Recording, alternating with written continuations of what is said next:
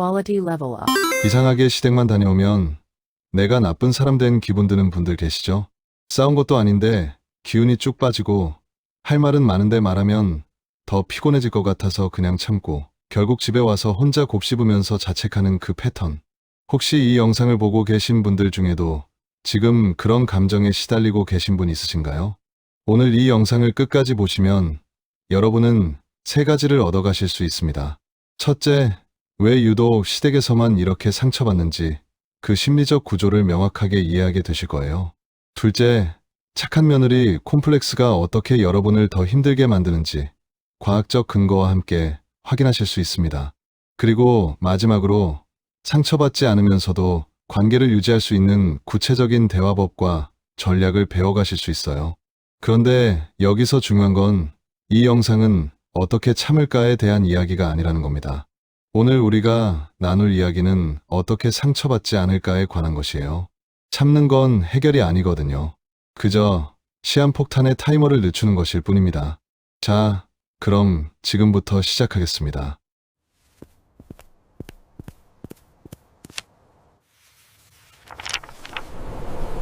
먼저 이해해야 할 핵심이 하나 있습니다. 시월드는 가족이라는 이름을 쓴 감정 밀집 구역이라는 거예요. 무슨 말이냐면 일반적인 인간관계에서는 당연히 허용되는 것들이 시댁에서는 무례로 해석됩니다. 예를 들어볼게요. 친구가 이번 주말에 우리 집 올래? 라고 했을 때 미안, 이번엔 좀 힘들 것 같아 라고 하면 그냥 넘어가잖아요. 근데 시어머님이 이번 주말에 내려와서 김장 좀 도와줘 라고 하셨을 때 똑같이 대답하면 어떻게 될까요? 분위기가 쌓여집니다. 왜 그럴까요? 심리학에서는 이걸 역할 기대의 비대칭이라고 부릅니다.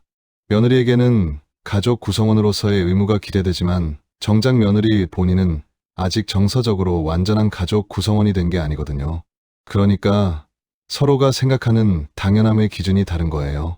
더 복잡한 건 시댁에서 오는 말들이 선의와 간섭의 경계에 있다는 겁니다. 애 그렇게 입히면 감기 걸려.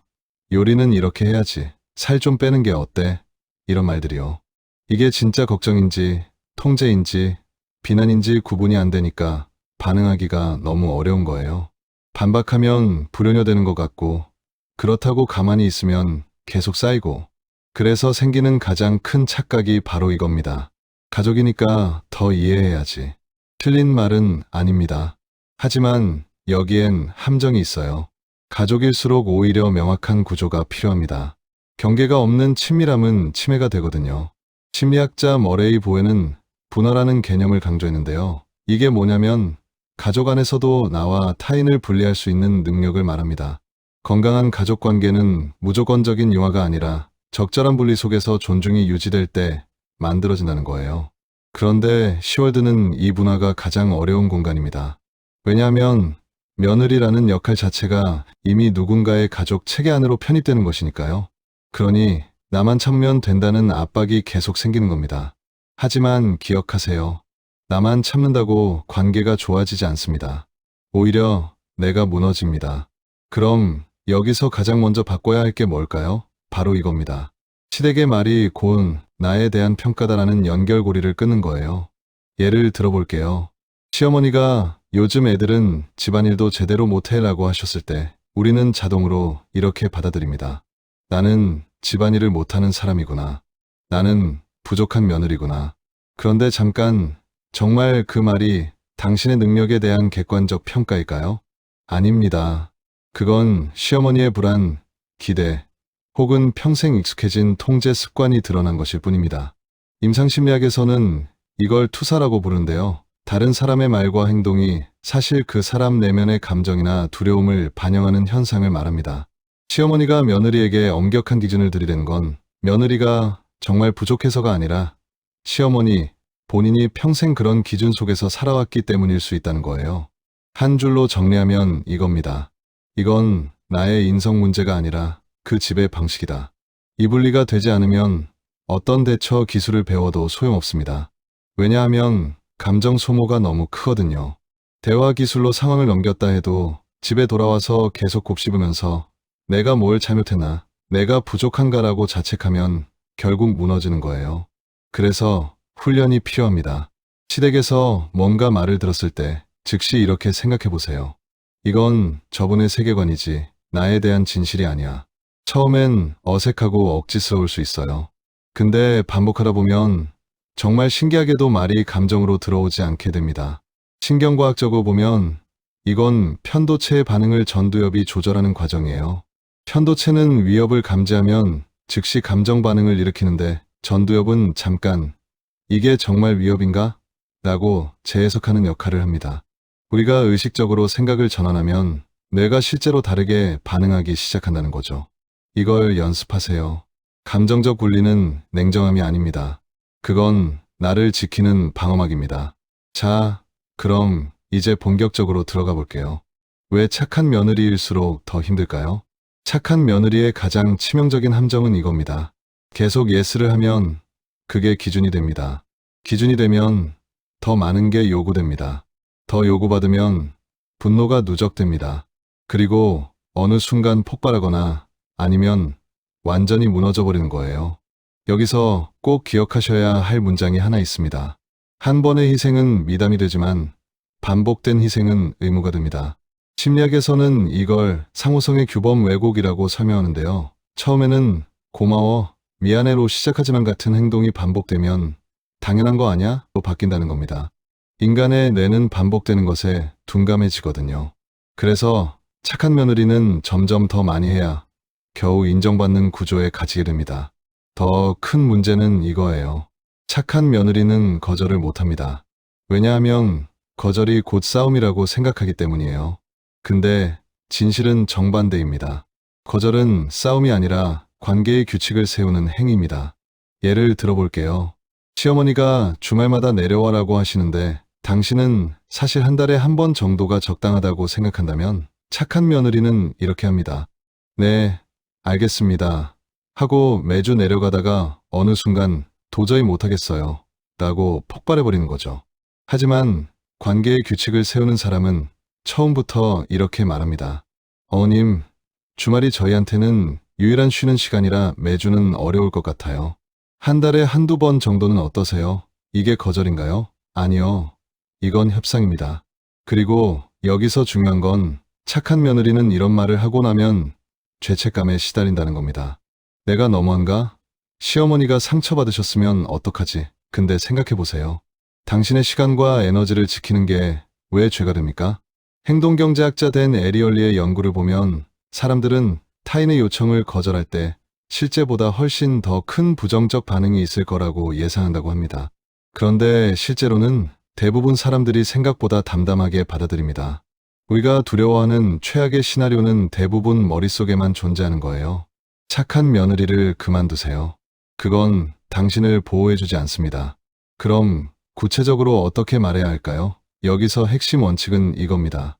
정면 거절도 안 하고 감정 토로도 안 하지만 결정권은 내가 가져가는 겁니다. 톤은 부드럽게, 내용은 명확하게.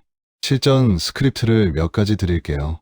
이 부분은 꼭 메모해 두시면 좋습니다.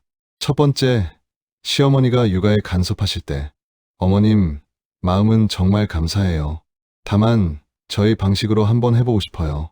여기서 포인트는 감사와 방식이라는 단어예요. 상대의 의도는 인정하되 선택은 내가 한다는 걸 부드럽게 전달하는 겁니다.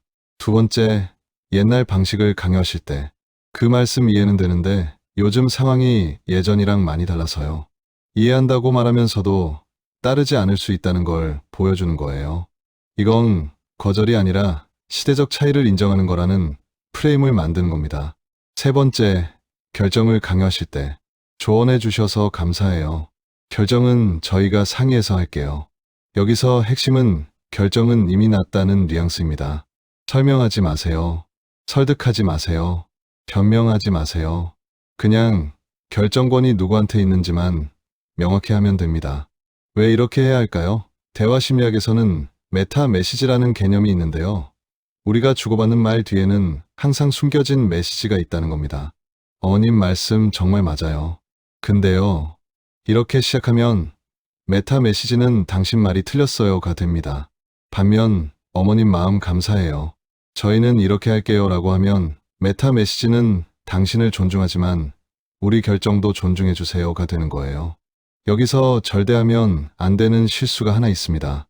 바로 과잉 설명입니다.